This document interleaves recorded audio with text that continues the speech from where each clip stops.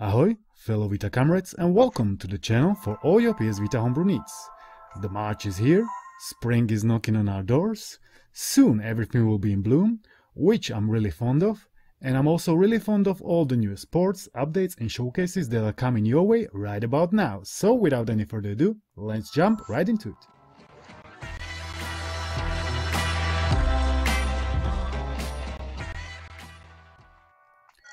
First, very nice release from the PS Vita wizard himself, the Renegade is called nKaruga, and it is a 2D remake of a legendary shmup nKaruga, originally released by Treasure in 2002 for Dreamcast. nKaruga is a hardcore, vertical scrolling shoot 'em up that features a unique polarity switch gameplay that allows you to absorb enemies' projectiles and to charge up your special attack.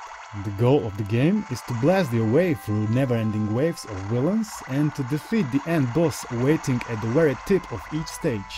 And along the way you're trying to achieve the highest score possible as well. You gotta be ready for this game, both mentally and physically, otherwise it will eat you alive. And I guess I wasn't as ready cause I wasn't eaten alive, I was swallowed alive by this humongous challenge of mine. Even though the difficulty was set on normal, and I can absolutely see why this old school of forgiveness was so popular back in the day, cause it simply plays with your mind and forces you to face your inner demons. nKaruga is a sick port that you can get for free from the link down below, but beware of your inner demons. The size is about 20 megabytes, and huge thanks to him for porting it over.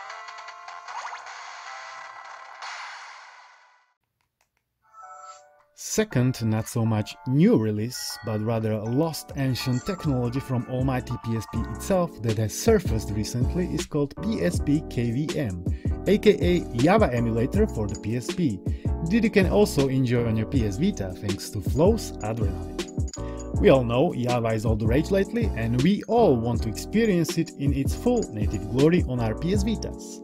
Unfortunately, that's not possible yet. And the next best thing is this solution via PSPKVM. There are two versions circling around, the modded one and non-modded. I couldn't really find any benefit for installing one over the other, besides the obvious cosmetic changes. According to my test runs, both run very close, if not the same, so it's up to you to decide which one to install in case you are interested in it. And don't forget to let me know down below which one do you prefer in the end. The game you're looking at is God of War Betrayal, which is a fun little God of War Java experience. It's like 500 kilobytes in size with a resolution of 320 by 240, or at least that's the version I'm using, because there's plenty to choose from, none of them ideal, so don't expect miracles. I'm sending thanks to Wolfamazing over at the Reddit for digging it out. In case you want to install it, follow the steps over at his post, the link is down below. It's pretty straightforward, it works like any other PSP emulator, so you'll be done in 3 minutes. The God of War Betrayal is a simple game, but it certainly appeals to me. I still feel you can enjoy it the most through the original hardware, that means any of the old school Sony Ericssons, etc. But the more options the better, that's for sure.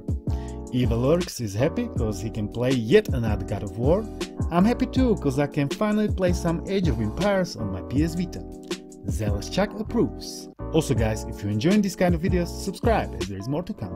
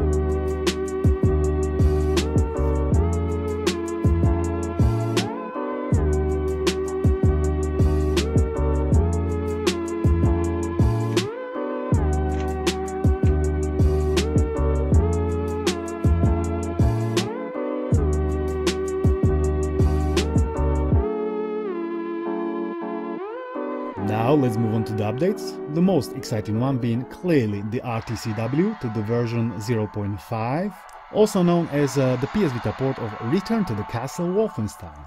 Huge thanks to Rim. You can see the changelog on the screen, and the most groundbreaking feature brought to the table is clearly the introduction of the aim assist function from the Android version of the game. If you've ever tried to return to the castle, I'm sure the resistance you have faced was simply overwhelming, at least that's what I felt like. It wasn't as bad in the narrow corridors, but to get some kills in the open field was way too hardcore, and now it's so much easier to eliminate all the scumbags running around. So if you've ever felt overwhelmed by the AI of the Third Reich, certainly update it, cause we all know the Dark Reich's quickly closing in, and the time to act is now. The evil will prevail when you do nothing, so let's get the evil obliterated from the face of the earth.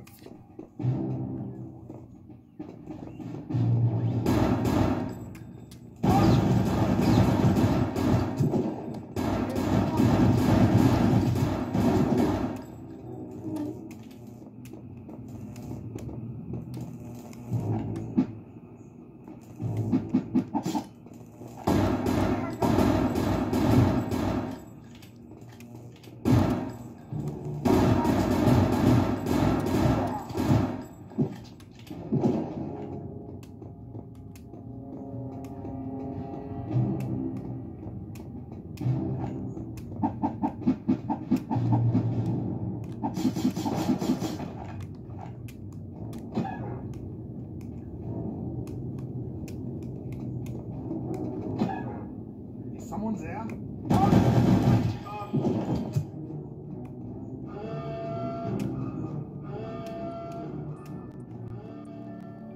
The RetroFlow Launcher by Jimbo 4000 and Vita Hex has been updated to the version 3.4. Two categories have been added, the favorites and the recently played.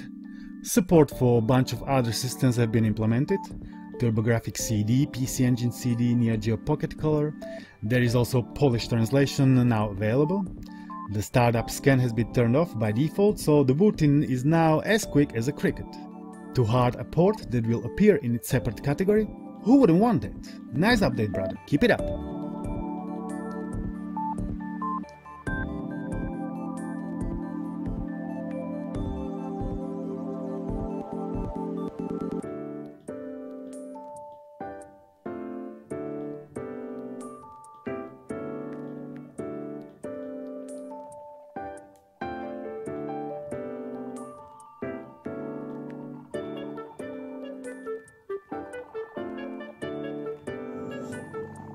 In this episode, I'm also including something for the more tech-savvy viewers, and that being the PS Vita Unity Utilities for your PC by Glitcher OG, that has been recently published. I'm certainly not a technical mastermind, but if you are and if you want to get the tools that will help with the PS Vita Unity development, this is your best bet. You can see all the features on the screen, and you can even compile your own VPK. So if you are intrigued, head to the link down below.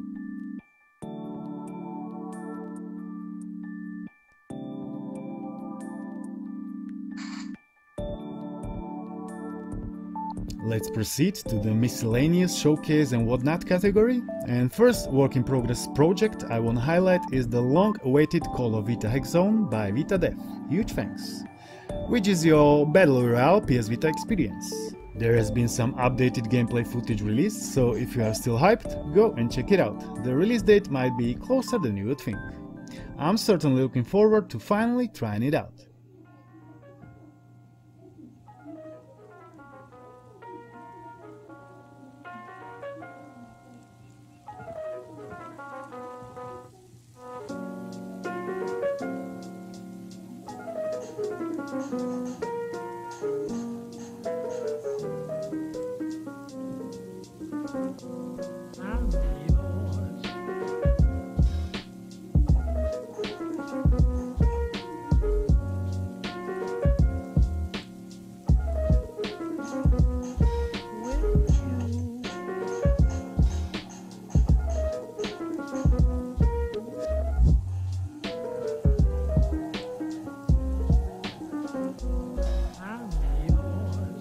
following hype on the horizon has got the form of the upcoming modification for the Minecraft PS Vita Edition version 1.49 by the Great Sky Forces. It changes UI, text, textures, music, animations, and it fixes some bugs. So, if you are not like me and you are a fan of this worldwide phenomenon, go and check out the Reddit post to find out more about this mod.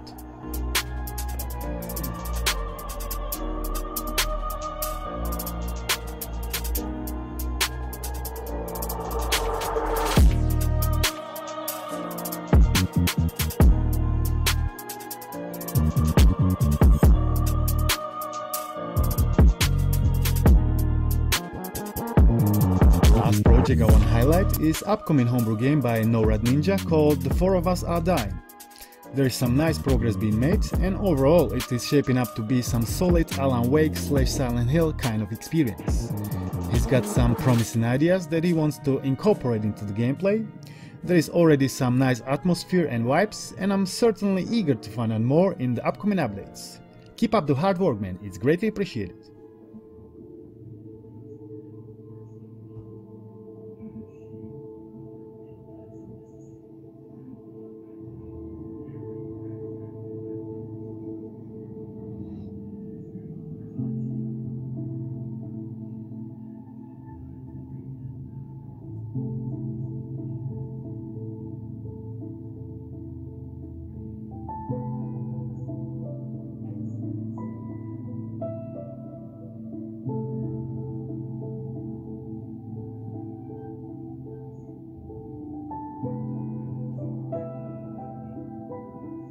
And that would be it for this week. I'll see you all down in the comment section. I'm interested to see your thoughts about these updates. If you enjoyed this video, guys, please give it a thumbs up, share and all the good stuff. Subscribe so you won't miss upcoming content. Check out our Discord and my Amazon affiliate links to support the channel. Follow me on socials, all the links are down below. I'd like to thank you all for watching, guys, and I'll see you in the next episode. Peace!